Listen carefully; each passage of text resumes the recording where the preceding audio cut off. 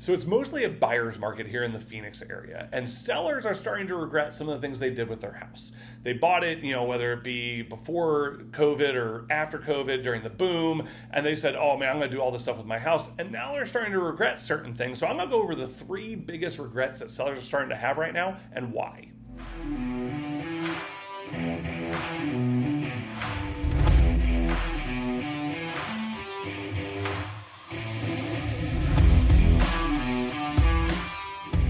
What's up, everybody? Welcome back to Real Talk Real Estate. I'm your host, Mark Cannon, local realtor here in the Phoenix area with my home group real estate and owner of the Benchmark Real Estate team.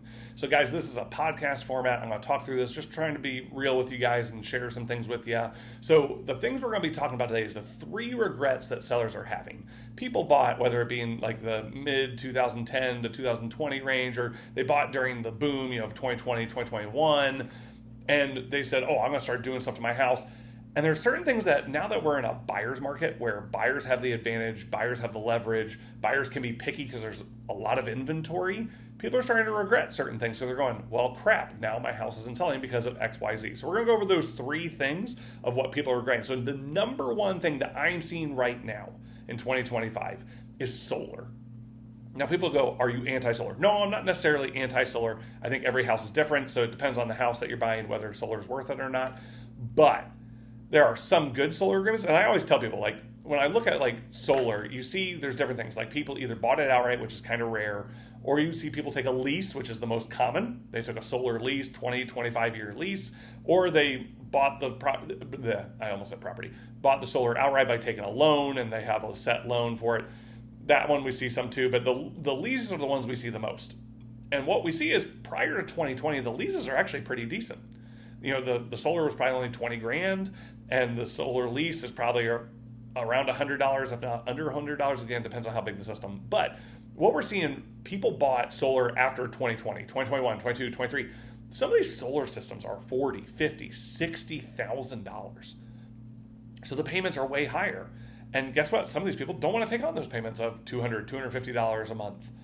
And sellers are trying to sell their home right now, and people are going, nope, I'm good. Like I had I had a buyer we offered on this house. The seller ended up paying off $40,000 worth of solar. Now, they were in a little bit of a pickle. We caught them at the right time.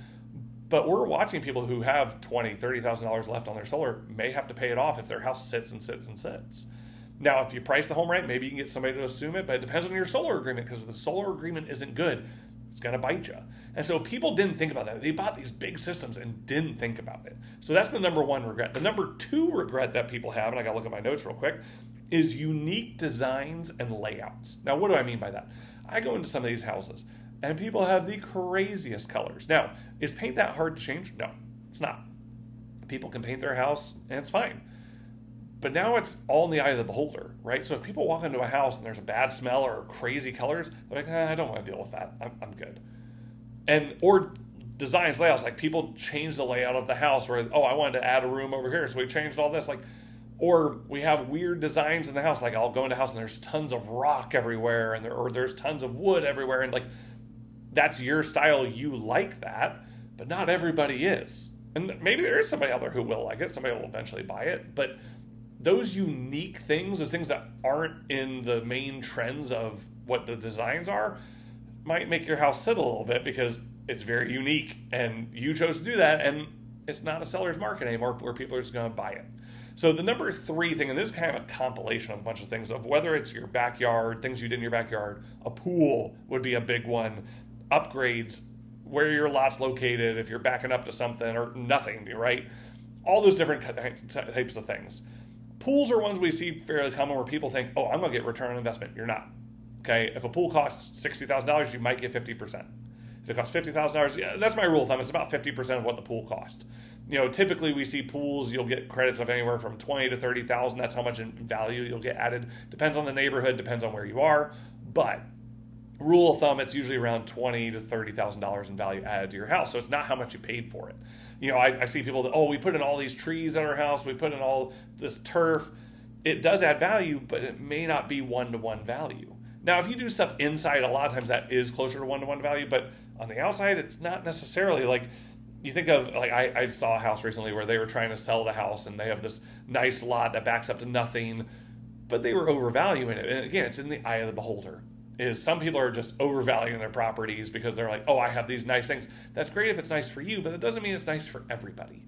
And just because you put a pool in or you did upgrades in your backyard doesn't mean you're going to get full value for that information. Now, a lot of people, they're not planning on sell typically when they do that stuff. So it's not like they were thinking, oh, I got to get return on investment. But we need to start going back and thinking a little bit about that of, if I'm going to sell in the next couple of years, how's the return on investment going to be? So those are the three biggest regrets that we're seeing sellers have. I'm sure there's lots more. I would love if you have other ones you think of, put them in the comments. I'd love to see them. But if you're thinking about selling and you're like, well, how do I make this house the most, sellable? Let's have a conversation. If you think about buying, same thing. Let's have a conversation. Let me take you to coffee. Let's sit down, talk about that. I'm about relationships. It's real estate through relationships. It's not about transactions. I'm not worried about that. I'm worried about what's best for you, how to help you make the most money possible, how to make you the most successful possible that can be. If you want, reach out. My information's right here. I hope you'll reach out. Would love to sit down with you. Guys, you've been listening to Real Talk Real Estate. I'll catch you next time.